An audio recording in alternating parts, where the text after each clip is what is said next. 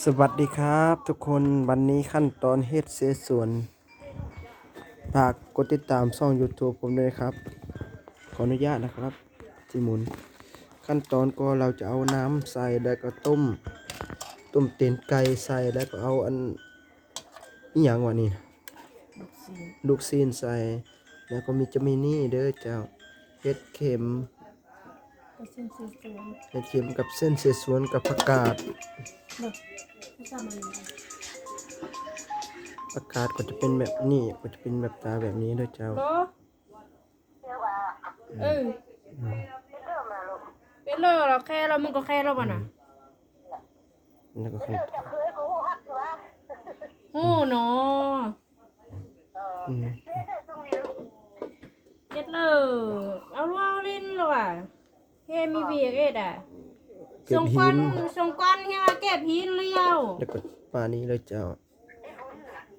บ่ส่งควันเฮียมาเก็บหินอยู่หน้าเลี้ยวถ้ามันรอมันฝดหน่อย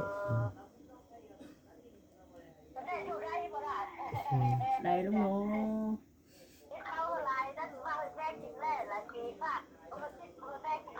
นี่ เอ็ดก่อนแม่วิเฮเลยเอ็ดลายก็จิฟ้าเพื่อเล่าเนาะ แล้วก็จะมีนี่มันอยู่นี่เลยอันอืมแล้วก็อยู่นี่ โอ้ย นี่ก็สิบ มัน ด มา แล้ อีก ว เดือนอยู่ ก็สิบดรอท่าเด้อรอท่าอีกประมาณ2 นาทีแล้วก็จะเดือดจะประมาณ3 นาทีแล้วก็มันจะไล่กินนี่มันเสียบไฟใส่แล้วก็นี่ก็คือลูกเนาะท่านั่งกินเป็นแนวใดฝากก็ได้กดติดตามช่อง YouTube เก้านั่นแหละ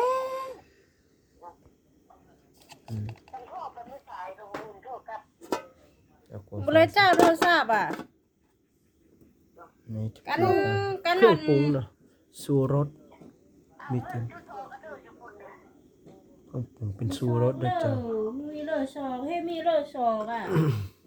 เอ็ดไม่นาน มีนอเลย เขาก็เอ็ดไม่นานใช่ไหม เอ็ดไม่นานเลยยูกะอีอ่ะ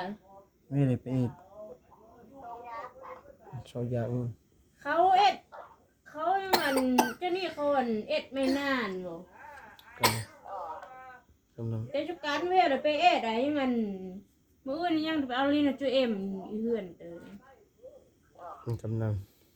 บ่เฮ็ดเลยไปเอ็ดเขา เอ